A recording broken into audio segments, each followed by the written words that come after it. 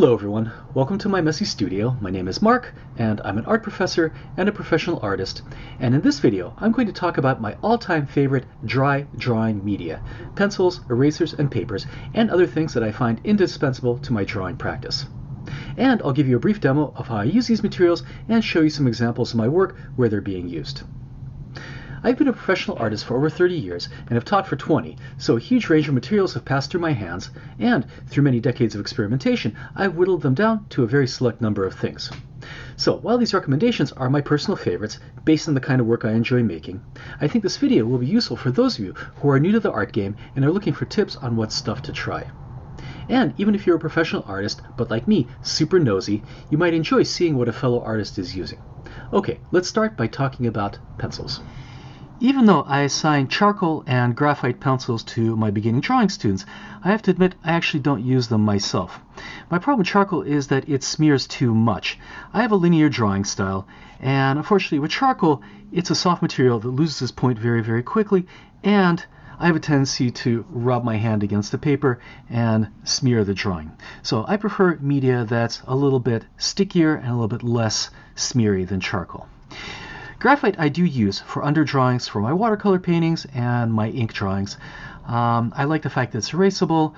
In the harder versions, the HB, the 2B, it's a very light gray material. But my problem with graphite is that it gets very, very shiny when you build it up very heavily, and you get a limited range of contrast. So what pencils do I use? Well, I tend to lean on carbon pencils for most of my work. And here are three of my favorite carbon pencils. Let's start off with the Conte pencil. This is Conte Pierre Noire. It comes in a variety of hardnesses, HB, 2B, and 3B, if I'm not mistaken.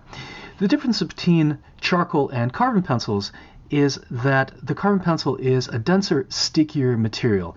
It has perhaps some oils and waxes to it that make it stay on the paper better. The other advantage is that because it's harder, it tends to maintain its point longer, even this softest iteration, the 3B. And for somebody with a slightly more linear drawing style and someone who's a little bit more detail oriented, it's a better pencil. So the good thing is that I can crosshatch with it and it keeps its point really well. But it does smear to some extent, so you can use it for more tonal methods. So we can apply it sideways and then use a blending stump to blend it down. So it's actually good for both types of work, both for tonally based work and for linear work. And my favorite way of using it is actually to combine both tonal and linear approaches. So usually what I do is I start off on white paper, and I start by cross-hatching my drawing. So let's say light is coming from here, and this entire side of the sphere is in shadow. So I'll start off with a layer of cross-hatching, like so.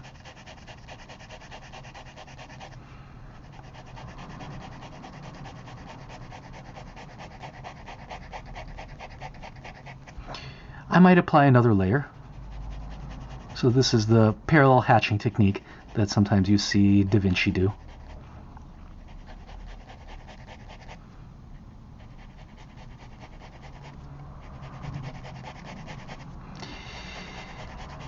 And then I'll take this hatch drawing and I'll smear it down using either a chamois cloth, or in this case I'm just going to use a paper towel. And watch what happens. A little bit of the pencil starts getting smeared. It creates a softer effect, but it also tones the paper, which allows me to erase out the lights. So to get a lighter value, I can use a kneaded eraser or a hard eraser and erase out some of the values. So this is a really easy way of getting soft tonal transitions, lighter values, and a quick way to get a three-dimensional effect. And then, to broaden the range of values, I can go back in and finish the drawing with a little bit more line.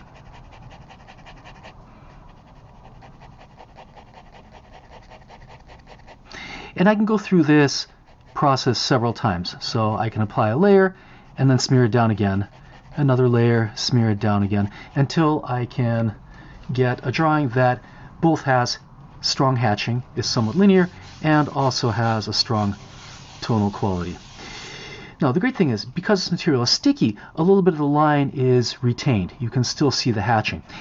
If I tried doing this with charcoal, these lines would get lost very, very quickly.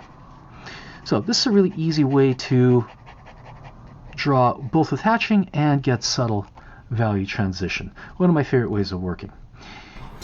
Here are a few drawings done using Conte Pierre Noire pencils on 18 by 24 inch paper.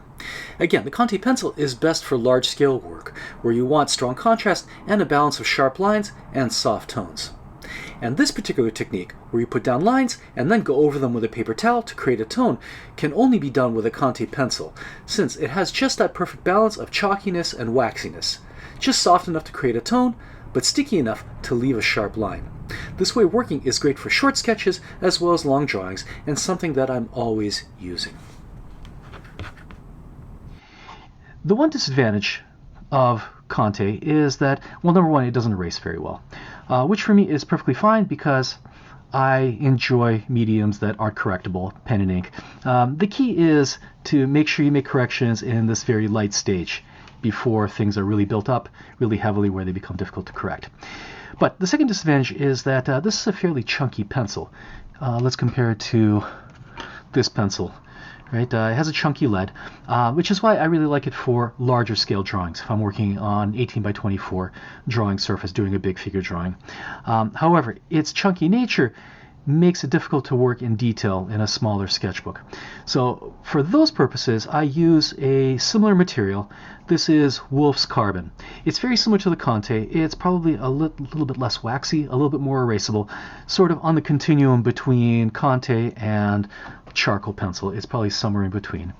But this material works very similarly to Conte, but the advantage is that it's a narrower pencil, it's a slightly harder material, and this pencil also comes in a variety of hardnesses. It runs from HB, 2B, 4B, and I actually prefer the softest one, the 6B.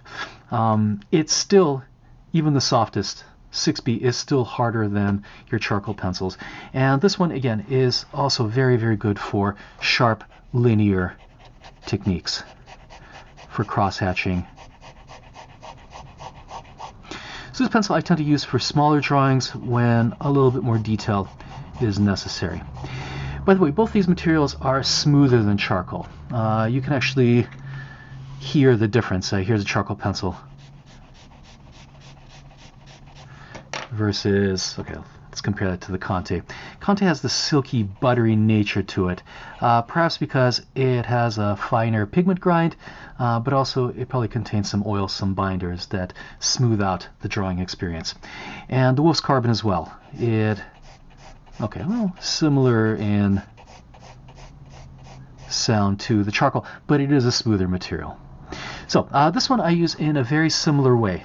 Once again, I can apply a layer of line, hatch,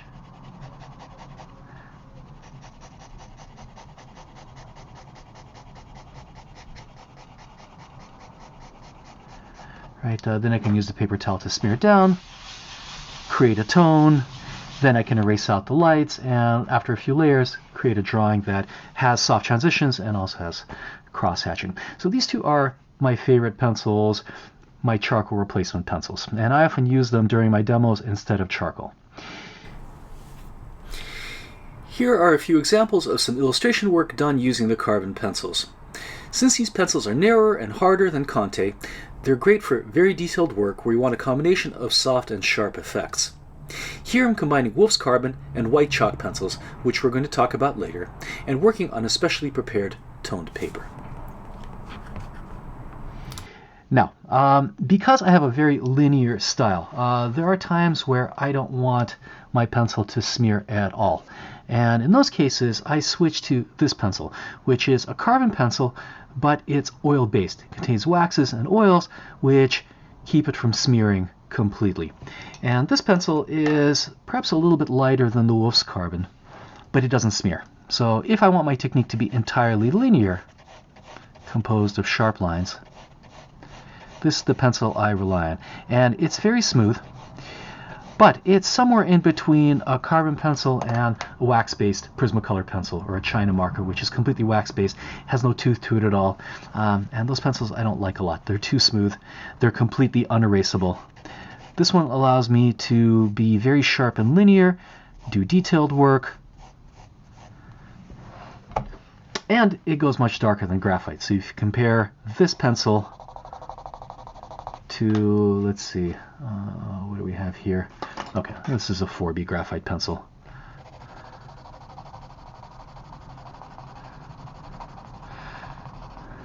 Right, so you can see that this goes a lot darker, and it's also matte.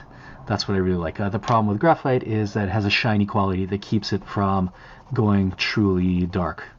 So it goes darker, and then the graphite pencil smears, whereas this one, okay, it smears a little bit, but not really. And because it's oil-based, the other advantage is that I can use it in combination with washes. So I can put down a drawing, I can hatch it a little bit, and then this is better for multimedia paper. This is regular drawing paper, by the way. I can go over it with a wash. I don't think I have any wash. Let's see. What do I have? I think I had, oh, here we go. Right, so I can go over it, and you can see that, okay, it creates a little bit of residue, but it more or less stays put. The lines retain their crispness. So I can go over it with all kinds of washes.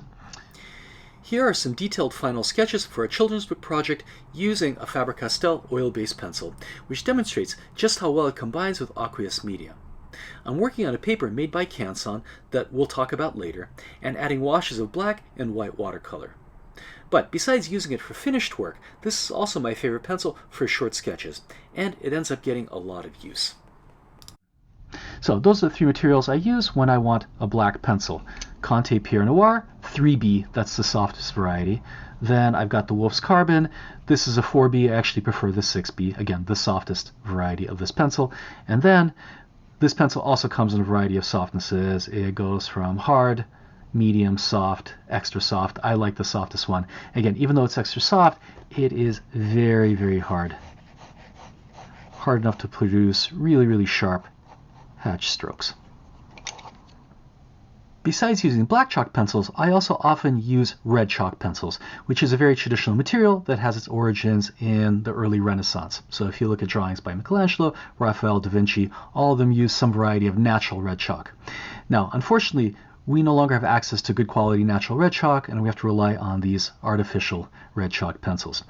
This is one of my favorites and probably the closest to natural red chalk that we have. This is Conte Sanguine, and it's actually, in terms of consistency, very similar to the Conte Pierre Noire.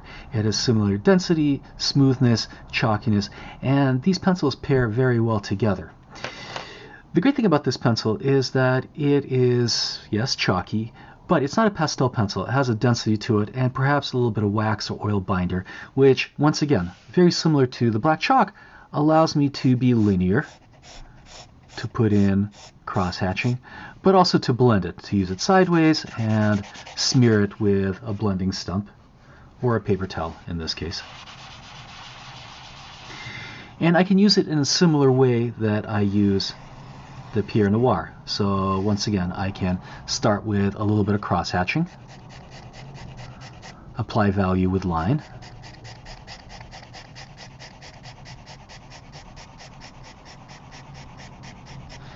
then I can use a paper towel to smear it down a little bit to create soft transitions. And again, because this material is a little bit sticky, you can see that the cross-hatching retains its crispiness, its sharpness. And then apply another layer.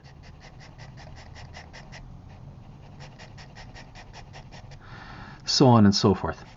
Now, because this red chalk pairs so well with the black chalk, often I end up using a little bit of black to reinforce the contrast in the drawing. So towards the end of, let's say, a figure drawing, I might use a little bit of the black chalk pencil to go in and put in, let's say, a darker core shadow. right, to reinforce the contrast. This is a very, very traditional thing to do, and often in Michelangelo drawings, sometimes in Da Vinci drawings, you see combinations of red chalk with black chalk. And once again, we can smear it, right, and keep applying value. So these materials, these two pencils, pair really, really well together. Here are some figure drawings where I'm using Conte red chalk. This material really is perfectly suited for figure drawing because of its warm, glowing color. And as you can see, it also pairs very well with black chalk, where it can be used to differentiate between skin and hair to create almost a full color effect. This particular paper was given a tone with a soft pastel, which allows me to erase out the lighter values. So what you're seeing here is not white chalk, but just the white of the paper where I erased out. There are a few disadvantages to this red chalk, and one of them is that, like the black chalk, particularly once you get heavy with it, it doesn't erase particularly well. It has a tendency to stain the paper. But again, for me, that's not really a concern because I'm so used to working with materials that are not correctable. In fact, far less correctable than red chalk. The key is to understand the material is not correctable and work really light at the beginning. Hold off on putting dark details until you know the drawing is absolutely right in terms of the proportion, gesture, all that stuff. The other disadvantage is that, like the black chalk pencil, it's a little bit chunky. It's a thick pencil, and it's a little bit on the softer side. And this doesn't come in a variety of hardnesses, unfortunately. This is just one consistency. This one loses its tip fairly quickly, and it makes it hard to work on a smaller scale for sharper detail, sharper hatching. And for that purpose, I also use these two red chalk pencils. This one is kind of my all-around favorite red chalk. This is Giaconda red chalk made by Kohinoor Hardmuth, if I'm pronouncing that correctly. And this has a little bit of oil in it. This is an oil-based red chalk pencil. And it has a really beautiful, slightly darker reddish tone. Because it's oil-based, it doesn't smear quite as much, actually almost not at all. And allows for lots of very, very sharp details. So this is the pencil I usually turn to when I'm working in my sketchbook, when I need detail, when I'm working on a smaller scale. And I think to me, this represents the look of that Renaissance natural red chalk, probably more than this, because traditional red chalk didn't smear quite as much. It has a tendency to be a little bit harder and more linear. It's a linear medium. I also really like this pencil. In fact, I used this one for many, many, many years before discovering this one. This one is also made by Faber Castell. It's their Pitt Oil Base red chalk. Now you have to be careful when you buy this because they make two varieties. They make a dry red chalk and an oil-based red chalk. The dry red chalk is Canson Sanguine. The oil-based red chalk is Rotel, if I'm not mispronouncing that.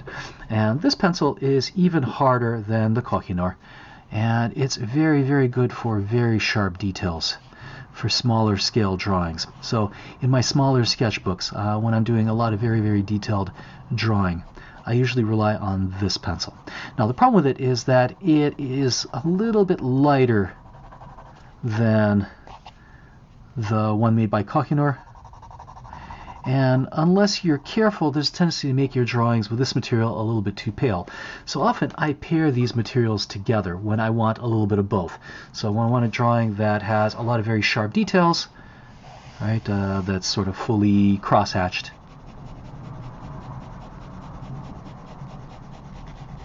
You can see the camera's barely showing it up because it's a pale material. I have to really make sure that I pile on the value in order to get good contrast. Otherwise, these drawings tend to be a little bit too pale. And in fact, that's one of the faults of many of the drawings that I did in my early 20s. I did a lot of work using this pencil, and a lot of it is lacking in contrast. So these materials pair very well together. So to get darker values, I can introduce a little bit of the Kohinoor red chalk. Now, the Pitt Oil Base carbon pencil and this Pitt Oil Base red chalk pencil, they're almost meant to work with each other. They work very, very well together.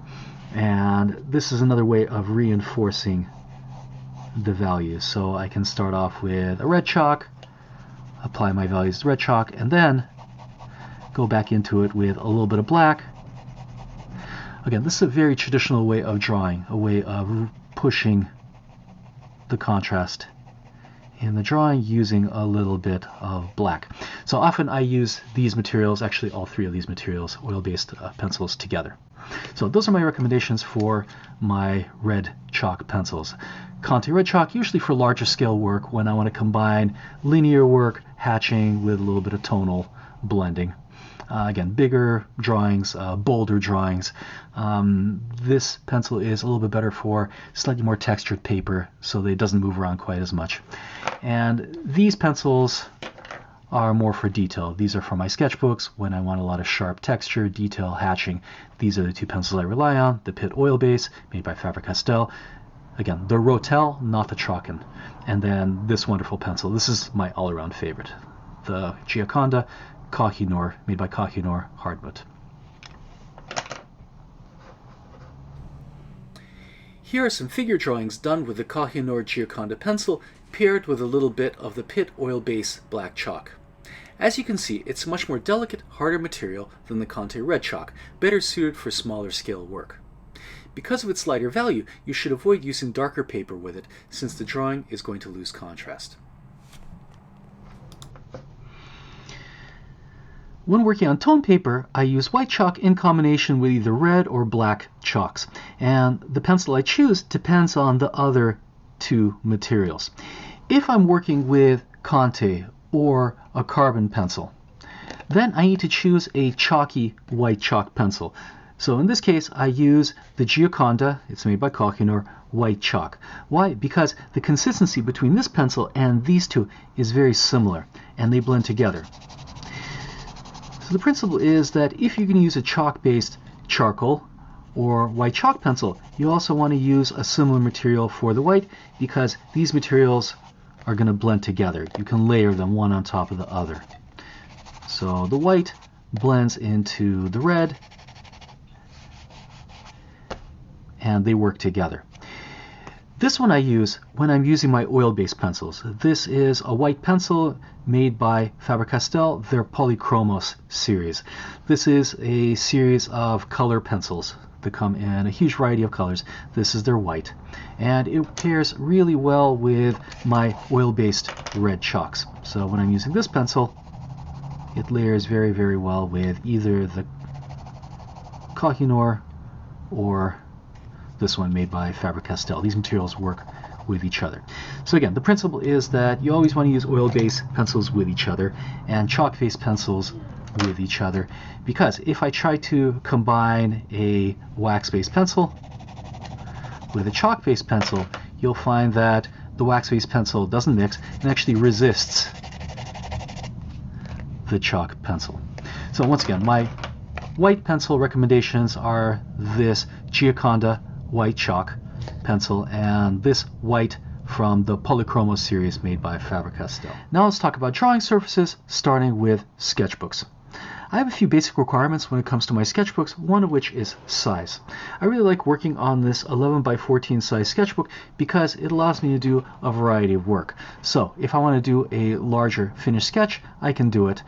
But the sketchbook is still small enough that it's portable, that I can take it everywhere. So I find that smaller sketchbooks limit me in terms of the kind of work I can do. Anything larger becomes difficult to put in a bag and take everywhere. That's the first requirement. Second requirement is that I find that paper that is about 60 pound to be ideal. Anything less becomes slightly transparent, where you can see images on the opposite side strike through. Anything heavier becomes kind of thick drawing paper, 70, 80 pound. So I find that the 60 pound weight is ideal. As far as drawing surface, I want something that is relatively fine-tooth, that takes a variety of different media. Now obviously, if you guys watch my channel, you know that I gravitate towards a lot of pen and ink. And this sketchbook actually allows me to do pen and ink work. It allows me to work in dry media. It allows me to work in a variety of different stuff, combinations of different media. And it's even thick enough to occasionally throw a little bit of light wash into. This particular sketchbook was used to make sketches for a graphic novel that I did a while ago called The Shadow. So it's full of all kinds of fairly detailed work that I did using the Conte Pierre Noire and the Wolff's carbon pencil. I toned the paper with charcoal and erased out basically using what's called the charcoal reduction technique. And this particular sketchbook has a lot of very detailed finished work. I spent a lot of time on it. But that's not always the case with my sketchbooks. A lot of times they're full of doodles, full of all kinds of different media. They're full of experiments. I'm talking on the phone. I'm using it. So I'm not one of these artists that treat their sketchbooks as an individual work of art where every single page is fully finished. For me, that's too much pressure. And one additional thing that I really like in my sketchbook is that it's wire bound, which allows me to tear pages out. Look, often that relieves the pressure, because if I really hate the drawing and I never want anyone to see it, I'm just tear it out entirely. But often I'm doing a preparatory study for a larger painting, and I want the ability to tear the page out and pin it to a wall or next to my canvas. That gives me additional flexibility. This is one of the reasons why I generally dislike book-bound sketchbooks, because, yeah, you see people cutting pages out of a book-bound sketchbook, but for me, that is kind of really unpleasant. I don't like destroying books. So this wire-bound sketchbook works for me. Now, I also work in sketchbooks that have toned paper in them. So here are the two sketchbooks that I really like to use. They're both made by Strathmore, and one of them comes in a paper that's kind of a light brown or a tanned, and another one comes in a mid-tone gray.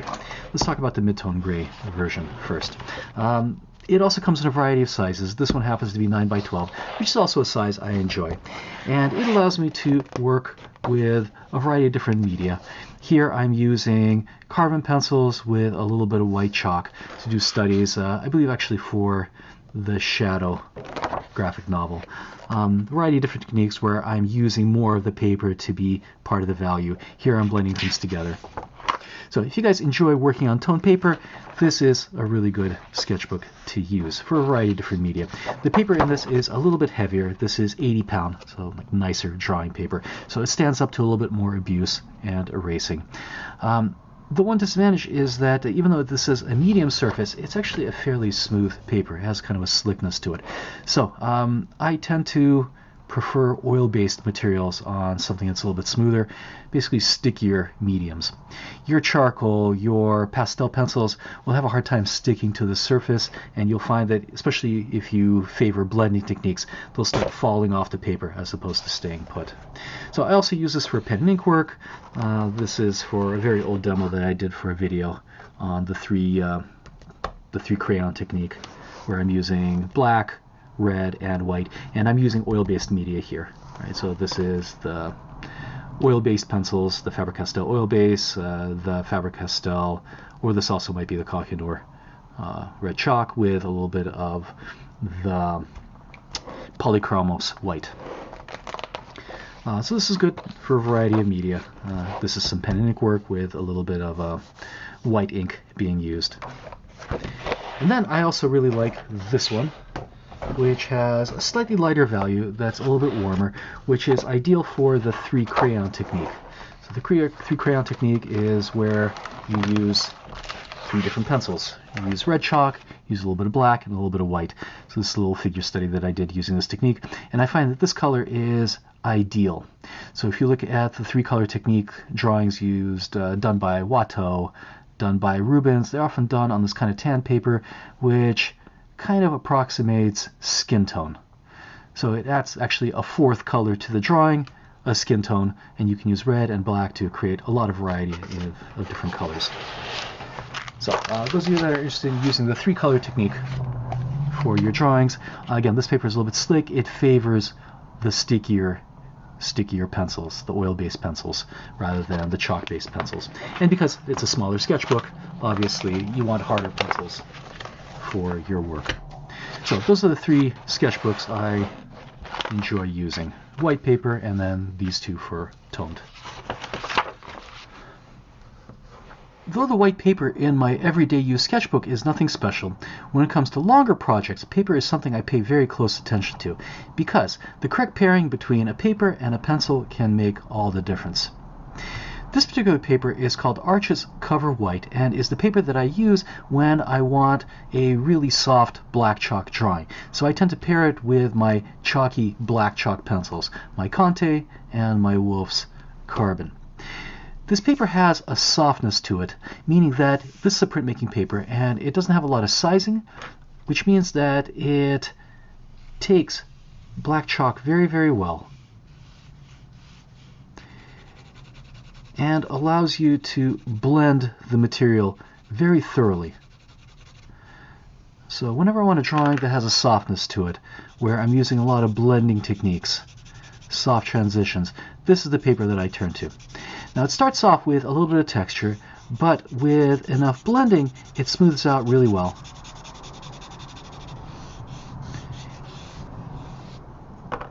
And can create a drawing that's very tonal, soft,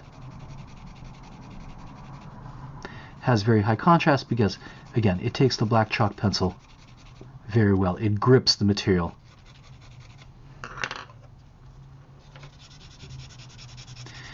And it can also be used for red chalk, obviously.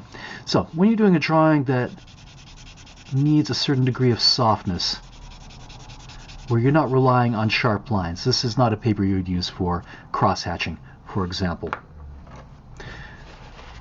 I really strongly recommend Arches Cover White. It takes chalk-based media really well.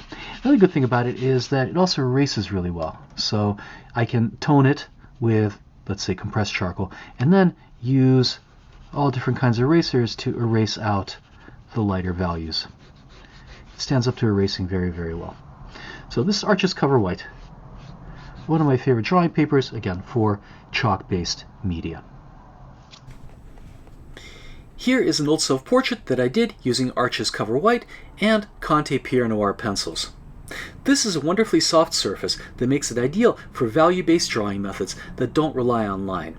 In this drawing, I first toned the surface with some charcoal powder, which allowed me to erase out the lighter values. And here is a piece from an old illustration project, basically a much earlier version of my graphic novel project that deals with similar themes. While my usual style employs a lot of hatching and sharp details, this way of working is almost painterly, relying solely on tone.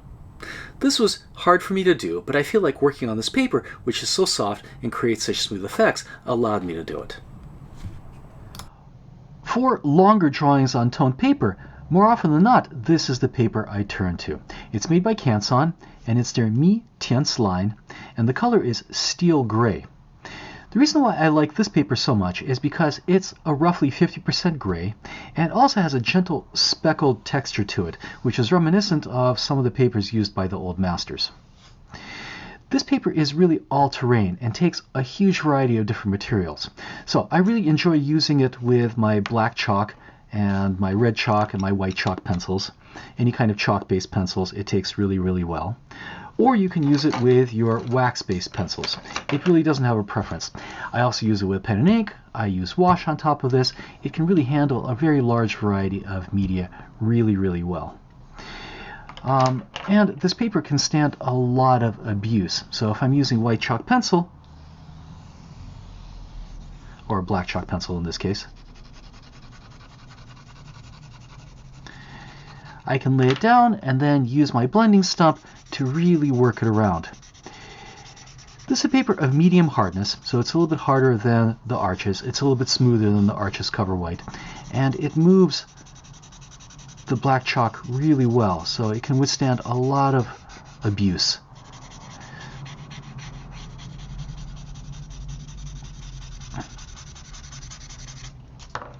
And I can apply a white chalk pencil to it.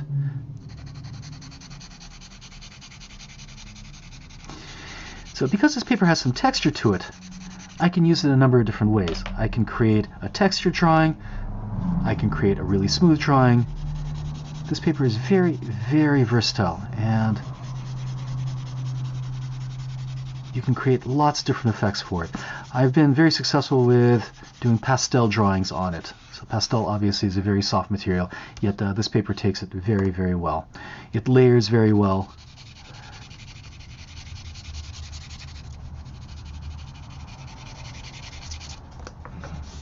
I can blend using my finger if I want. So this is the paper I turn to for toned paper drawing, and it also erases really well.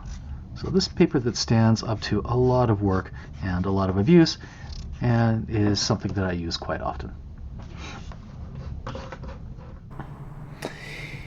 Here is a demo that I did for my beginning drawing classes using this paper with black and white chalk pencils. This is one of my favorite dry media drawing techniques and, to my mind, is about as close as you can get to painting while still drawing. If you're interested in learning how to do this technique, I have a detailed tutorial on it for you on my channel. And here is the last of my paper recommendations. This is a paper made by Canson, their Edition series, in the wheat color. This is a lightly toned paper that is very similar in color to many of the papers used by the old masters. The fact is, pure white paper wasn't invented until the middle of the 19th century, the bleaching process to make white paper. And prior to that, artists used paper that was either light gray or light brown, sometimes blue, to cover up the dirty color, but often this color. And if we look at drawings done by Michelangelo, Raphael, often they have this kind of yellowish tone. This is a paper that I love using with my chalk pencils, but because it has a somewhat smooth, kind of almost like a satin finish, it's better for oil-based red chalk pencils. So your Pitt oil base, I really love using it with the Giaconda. It has a very, very smooth, delicate surface with a very slight texture, so it's very good for fine detailed work when you want to be linear. And because it has a slight tone to it, it can be reinforced, the value can be reinforced with a little bit of white. Now, the camera doesn't quite pick it up, but you can see it has a little bit of a gentle white surface to it. So this is a paper that I really enjoy using for the 3 crayon technique. So this is a technique where you're combining black, red, and white pencils. By the way, this paper takes a variety of different media, so you can use washes over it if you want. It takes washes really well. And also, this is a paper that takes pen and ink really well. So this is one of my favorite papers to use under pen and ink. Here's a pen and ink drawing that I did for a recent workshop. So this is Canson Editions wheat. I have a ton of this stuff. I bought it years ago and I'm still using it, and it's really valuable for a huge variety of different work when you don't want a mid-tone. You don't want like the Canson Mi-Teintes, 50% gray. You want a paper that's a little bit on the lighter side, has a little bit of warmth to it, but you still want the ability to go a little bit lighter with white. This is the paper to do it with. And it has a really sturdy surface, so it erases well, it takes a lot of abuse. Again, it takes aqueous media really well. Really versatile paper, the Canson Editions in the wheat color. Here are a few sketches from an old graphic novel project done on this paper, where I'm using Faber Castell oil-based red chalk and black chalk, and reinforcing it with a little bit of sepia-colored watercolor wash and white. I originally made sketches in this technique for my first children's book, which was published all the way back in 2005. So I've been working this way for almost 20 years. Now let's talk about other materials that I find indispensable to my drawing practice. You may have noticed that all of my pencils are sharpened long, and the reason why I do this is because it allows me to hold the pencil a number of different ways and to create a variety of strokes. So I can hold my pencil using the standard writer's grip that looks like this, which is a very good grip, good for detail, good for line work, but there are other grips that are commonly used by artists, one of which is called the thumb and forefinger grip, where you're holding the pencil like this, which allows you to hold the pencil very flat against the paper, but also to create a variety of strokes, because this allows me to go very thin to very thick very, very quickly. And also, because it engages the entire shoulder, allows me to create very long curves. This is very good for larger drawings, this type of grip. In order for this grip to be effective, however, the pencils do need to be sharp and long. And the way I do this is with my X-Acto knife.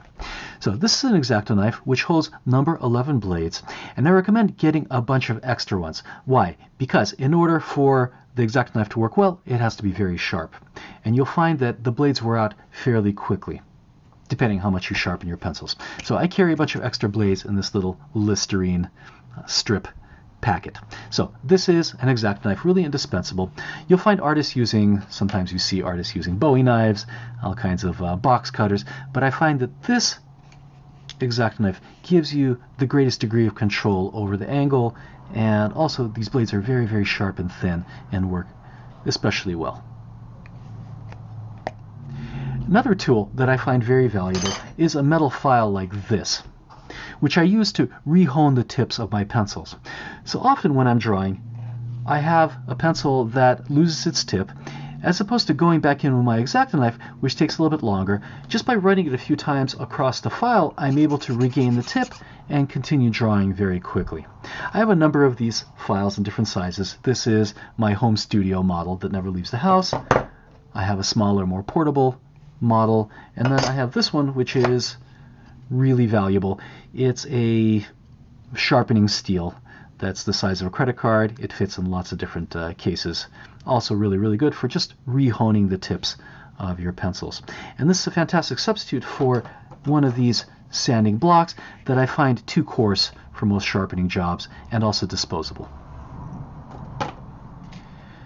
Another material that I find really useful is a pencil extender. This will extend the life of your pencils because, especially if you're going to use the pencil with the thumb and forefinger grip, you really want it long enough so that it rests in the back of the hand, like so. So, if you want to extend the life of your pencils and use the pencil all the way up to a stump, get yourself one of these cheap dispensers. I have a bunch of them laying around all over the house, and they really, over the long run, save you a lot of money.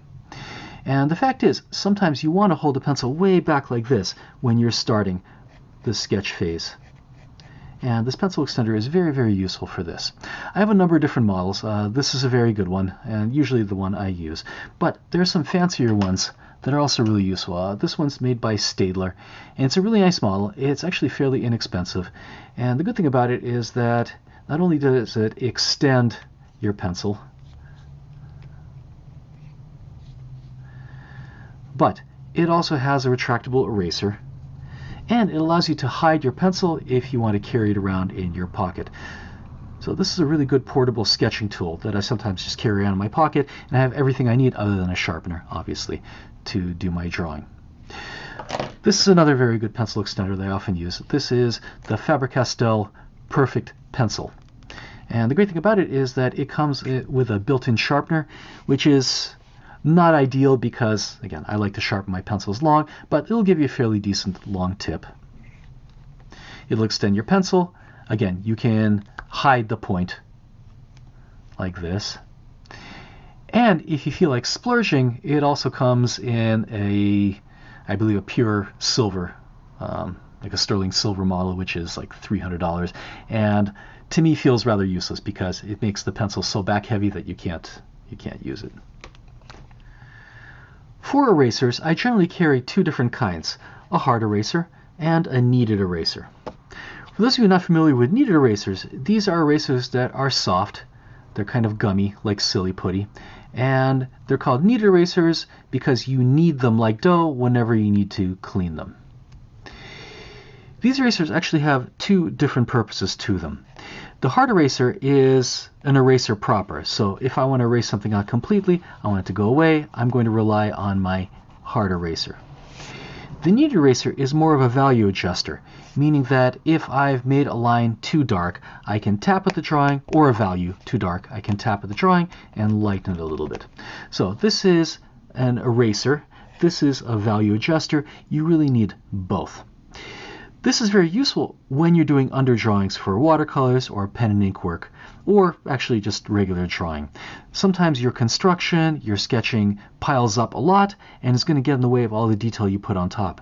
This can be used to lighten the drawing a little bit, but not make it go away completely. So this is very, very useful for lightening your sketches before you start applying details, shading, and all of that. For the kneaded eraser, really any brand will do. Faber Castell makes a really decent line. For this, my favorite eraser is the Mars plastic. Unfortunately, I don't have an entire model because I like to chop these pencils up so that I can get little corners and work into detail. But another option for doing this is to get a few little eraser holders. This one is made by Generals, though a lot of companies make this type of eraser holder. And this one is made specifically by Tombow, which I believe is a Japanese company. Both are really nice. I like this one for very detailed work. Why? Because it has a really fine tip, and it's really good for charcoal drawings when you want to erase out a sharp little highlight. So I usually carry these two around. This one is a little bit more robust for larger work, but it's very good for erasing out little details, because otherwise you're going to have to chop up your larger erasers to get little corners so you can work into narrow areas. So those are my recommendations for erasers. And then finally, let me give you a recommendation for a carrying case to put all your supplies into. This is a very inexpensive electronic components case, and the reason why I like it is that it keeps the pencils secure. I often see my students carrying around their supplies in a box like this. And the problem with a box like this is that your supplies get shaken, and if you drop the box, they move around a lot. Here's the problem with that. A lot of these materials are very fragile, which means if they're dropped or they clink together, sometimes the material will shatter all the way through the ferrule. So when you start sharpening the pencil, it's going to start breaking off on you. This little case keeps everything really nice and safe and in place. And it's also not too big. And this is the little case that I carry with me everywhere I go, to classes, to uninstructed figure drawing workshops. I'll also carry a little bit of the kneaded eraser on the opposite side, and I am ready to draw. Again, this is a case that's not designed for pencils. It's designed for cables, electronic components, but this is just about the best case you can get for your pencils. I hope you enjoyed this journey into my favorite drawing media. I've left Amazon links to all of these products in the description section, so if you'd like to support this channel and my art practice, using my affiliate link would be much appreciated. By the way, if you're interested in learning more about the techniques I talk about in this video, I have tutorials on them on my channel. Some of them are rough, created during the pandemic for my college classes, but they're full of detailed information that I think you'll find useful. Thank you so much for watching, and see you back in my messy studio very soon. Bye-bye.